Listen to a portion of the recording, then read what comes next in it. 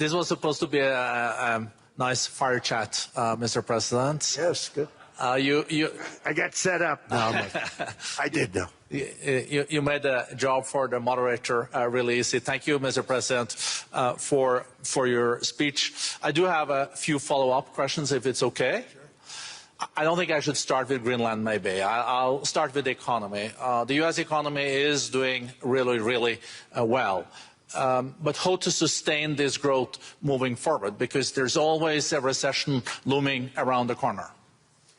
Well, you know, the one thing about economies and recessions is sometimes you get hit unexpectedly and there's nothing you can do about it. All brilliant people, but there's nothing. One example was COVID. We had an economy going at levels like nobody had ever seen my first 2.5, 3 years. And then I heard the word pandemic, not COVID. They came up with that name over a period of time. We won't get into that. But I heard the word pandemic. And I had a poll come out that was so strong just prior to that, and I was with the two best pollsters, McLaughlin and Fabrizio, and they said, sir, George Washington and Abraham Lincoln, if they came back and ran as president and vice president, they couldn't beat you. And then what happened is the following day, I was told to stay tuned because there's something really bad happening in China. There are bodies laying all over Wuhan, right around that certain building that we talk about. I always said it came from Wuhan. It did come from Wuhan. And they were body bags. We saw it by satellite. And they said there are strange things happening in China. And so it began. And we ended up with the COVID, and the whole world suffered. We did a phenomenal job. I don't think we got the credit we deserve. We did something that Operation Warp Speed, which some people say was one of the greatest military feats ever. We did a great job. Used our military, used a lot of people. But sometimes you get hit with things, nothing you can do. You get hit with things like that unexpectedly. And we got through it. And when I left, the stock market was higher than it was previous to the COVID coming up. And I called it a great achievement. But things happen. Bad things happen. The things that we can stop are wars, if we're smart. That we can stop. Those are a matter of being intelligent and having intelligent people on the other side, because wars are the worst of all. Wars are worse than anything. But we can stop wars because that's sort of up to us. But things like dust flying in the air, wherever COVID comes from or whatever comes, sometimes you have to be a little bit lucky. But we are poised to have an economy like no other, not only in this country, but anywhere. And you know, when you hear the kind of numbers that I can tell you that Scott Bessent was with me the other day, and he's looking at numbers. He said, I can't. And that's all he's done his whole life, pretty much your whole life. Scott, you weren't going to be a football player, I don't think. Scott was not that great at football, but he was always good at numbers, right? And he was looking at numbers. He said, I've never seen anything like this. We're poised to do things that no other country has ever done. And, you know, luck, I hate to say it, but we need a little luck. We don't want to get hit by something that nobody could have thought. Whoever thought we were going to hit by a pandemic? You know, when I heard the word pandemic, I said, oh, that's an ancient problem. World War I, they lost 100 million people. It actually ended World War I. A lot of people don't know. The Spanish flu in World War I ended the war because all the soldiers were sick. The soldiers were so sick on both sides, and that war was raging, and they were all dying from the Spanish flu. They were sick as dogs. They couldn't fight. So, you know, you don't know how that would have turned out. But so we do, I mean, subject to that, and I always have to put a caveat in for it, but we're poised to have the greatest growth of any large country, I think any country that there's been. When you look at what's happening in the United States, it's really amazing. Thank you. One thing that maybe keeps you up at night, I know you don't sleep that much anyway, Mr. President, is the debt. The U.S. debt is high, is now the biggest expenditure on your budget. How to get out of that impasse? Well, the big thing is growth. I mean, growth is the way. If we grow like this, we go from having at $36, $37 trillion. We go from having high debt to low debt. But we also are cutting expenses, you know, the old-fashioned way. We have extraordinary growth. I think we're going to be growing our way out. I think we're going to be paying off debt. We're taking in tremendous money from tariffs fairly. And again, I'm using them judiciously. Switzerland's a case study. I could have gotten much more. I could have asked for much more.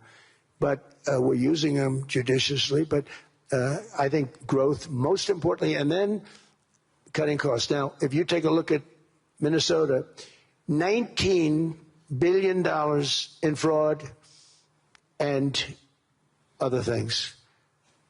People going to airports, they came into the country, they don't have 10 cents, and they're leaving with hundreds of thousands of cash in their bags.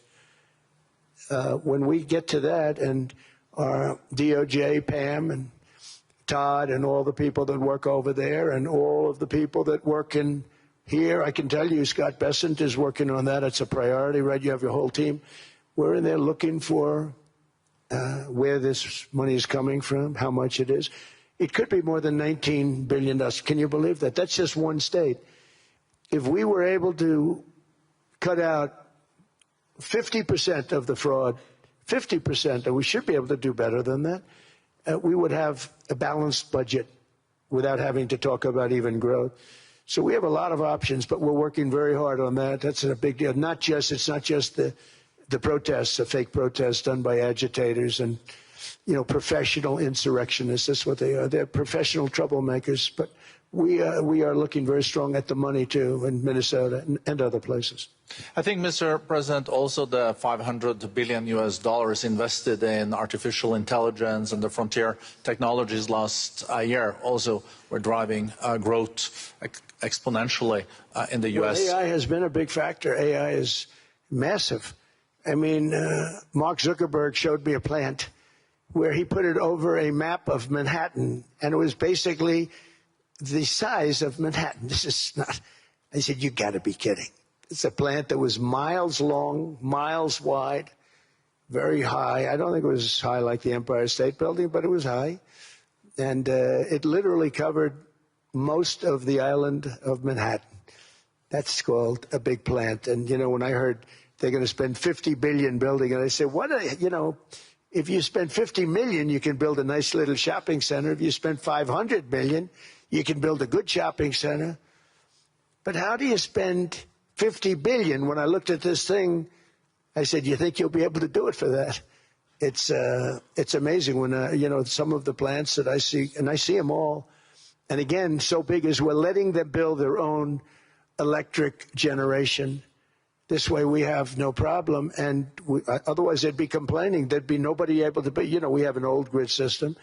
And not only that, they're going to sell at a very cheap price the excess electricity that they create back into our grid.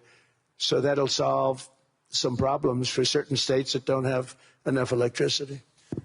We also know that on the AI there is fierce competition between the U.S. as the largest economy in the world, 27% of the global GDP and 5% of the global population, not doing that badly, and China. And we know that competition is very tough on AI. I know you're heading to a state visit to China in April. How do you see the U.S.-China relationship moving forward? Are you able to combine this tough competition with also collaboration? So I've always had a very good relationship with President Xi and with President Putin. Talk about, the larger powers. But I've always had a very good relationship with President Xi of China. He's an incredible man. What he's done is amazing. He's highly respected by everybody. And I do now. I mean, now I have good. It was very severely interrupted by COVID. I used to call it the China virus, but he said, do you think you could use a different name? And I decided to do that because why should we have a problem over that? But I would do that, and they were. You're a true diplomat, huh? I became a diplomat for the first time. Well, who taught me that? Marco Rubio. He said, let me teach you about diplomacy. Hey, any guy that gets approved by 100% of the votes, think of it, he got liberal Democrats and radical right Republicans to approve him. He's the only one. The next one was lost 45 votes, right? But he got all 100 votes voting for him. And at first I wasn't happy about it. I said, wait a minute, I don't like that. And now it turns out that the Democrats probably wish they didn't do that. And Marco has been fantastic. Marco, stand up, please. You have done a great job as Secretary of State.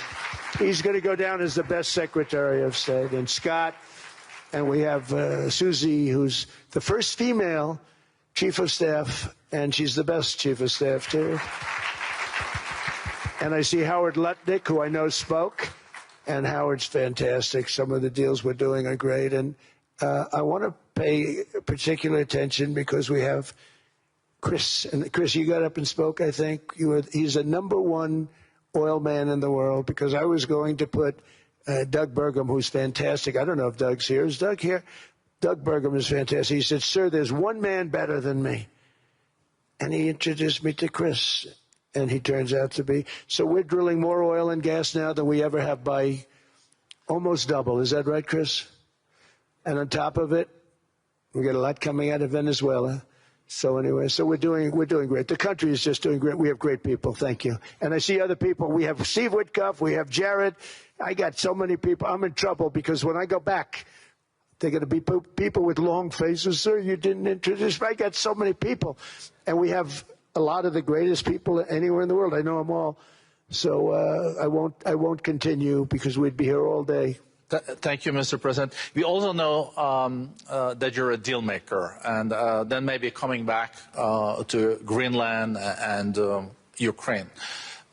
What kind of deal in the end do you see between the U.S. And Denmark? Because, you know, I guess you see it now as a negotiation going on, or? Well, it's costing Denmark hundreds of millions a year to run it. And Denmark's a small country and wonderful people. But, you know, it's very expensive. It's a very big piece of ice. And it's very important. I mean, I don't want to repeat the speech, but it's very important that we use that for national and international security. That can create a power that will make it impossible for the bad guys to do anything against the perceived good ones. And it's a great block for Europe, just like, you know, Denmark was supposed to spend hundreds of millions of dollars. They didn't spend the money. They didn't spend anything, almost. And we'll see what happens. I just say this. NATO has treated the United States of America very unfairly. We never asked for anything. We never got anything. We actually took care of the needs of NATO for years and years, which I felt was always unfair. So I got NATO to pay because they're rich countries. But I think it's time that NATO step up. We're helping them with Ukraine. Without us, I think Putin would have gone all the way. I think we have it. I think there could have been a World War III, if you want to know the truth. If Kamala was elected, or Joe, any one of those, you know, those thinkers, I think you could have ended up in World War III. And I will say Steve Witkoff has been dealing incredibly with, but we're not going to have World War III. We want to get it stopped, but we're not going to have World War III. I think if I wasn't elected, I think that could have evolved into World War III. It was a very, very bad situation, and it still is, but it's not that kind of bad. It's bad because so many young people are being killed. How close do you think there is on an agreement on Ukraine? I had the pleasure of speaking with Steve Witkoff and Jared Kushner yesterday. I know they're working hard on it. I know that they're also traveling now. Do you see this very close or still? Well, I hate to say it. I thought that was going to be so. I settled 8 wars plus. And I thought that was going to be one of my easier ones. Not the easiest. Some I settled in a matter of hours because I'm good at that stuff. You know, the United Nations should be doing this. I shouldn't be doing it, but it doesn't matter. It's got to get done, saving a lot of lives. We're saving millions of lives. With Ukraine, Russia, there's tremendous hatred between President Zelensky and President Putin. That's not good. That's not good for settlements. We know from dealing. There's abnormal hatred. With that being said, I think Russia wants to make a deal. I think Ukraine wants to make a deal. And we're going to try getting a deal done. We're getting, I think, Steve, I think I can say that we're reasonably close.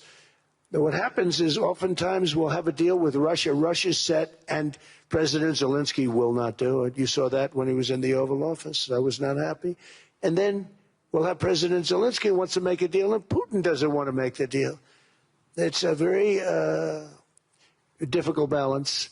and it's big time, and it is, you know, to use a word, it's a bloodbath. It's horrible what's happening. It's a drone war. The drones are killing, you know, thousands of people a week, thousands. We have to get it stopped. So I believe they're at a point now. I'm going to meet with President Zelensky later today. I believe they're at a point now where they can come together and get a deal done. And if they don't, they're stupid. That goes for both of them. And I know they're not stupid. But if they don't get this done, they are stupid.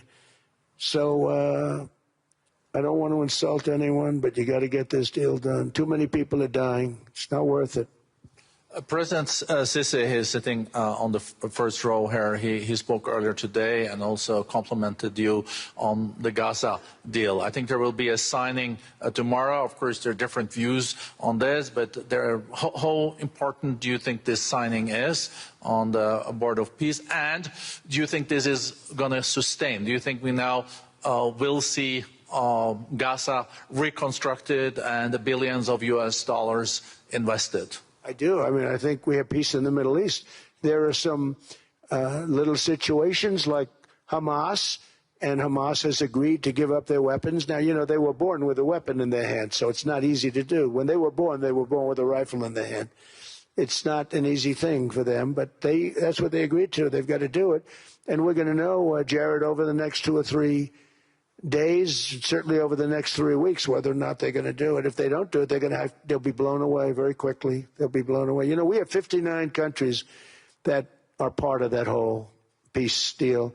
And some of those countries aren't even they're near the Middle East, but they're not in the Middle East traditionally. And they want to come in and take out Hamas. They want to come in. They want to do whatever they can. There's a problem with Hezbollah in Lebanon, and we'll see what happens there. But that's a problem. But there are these little flames, but there's peace in the Middle East. Now, had we not gone in and knocked out with those big, beautiful, we just ordered 25 brand new ones, the latest and the greatest, the B-2 bomber. Think of them, they went in there at 2 o'clock in the morning with no moon, no light, no nothing, and every single one of those massive bombs hit its target, 100,000-pound bombs hit its target, every one of them. And then on top of it, from a submarine 300 miles away, we hit the sites with tomahawks, which is an unbelievable weapon. So, you know, we did our job. If we didn't do that, you would have never had peace in the Middle East. And the countries like Saudi Arabia, UAE, and Qatar could never have, and others could never have signed anything because you would have had this dark cloud, and the dark cloud was Iran with nuclear. Iran would, if we didn't take them out, they would have had a nuclear weapon within 2 months. They were very close to having the nuclear weapon, and we hit them hard. And it was a total obliteration. If they may try again, but they're going to have to try from a different area because that area was obliterated. Incredible thing we did. And because we did that, we were able to make peace. If we didn't do that, I would say, Jared and Steve, if we didn't do that, there was no chance of making peace because the countries I just named and other countries could have never signed off. They were afraid. They were afraid. We had a bully. The bully was Iran, the bully of the Middle East. They used to call it for years. They were the bully of the Middle East. They're not the bully of the Middle East anymore. Mr. President, I know you even had to change a plane last night, so I guess you didn't have much sleep, but I think but your energy is still there. I know you have several bilateral meetings. I know you're also hosting a reception. So thank you so much for coming back to Davos. Thank you so much. It's highly appreciated. Well, thank you very much. Thank you, everybody, very much. Thank you.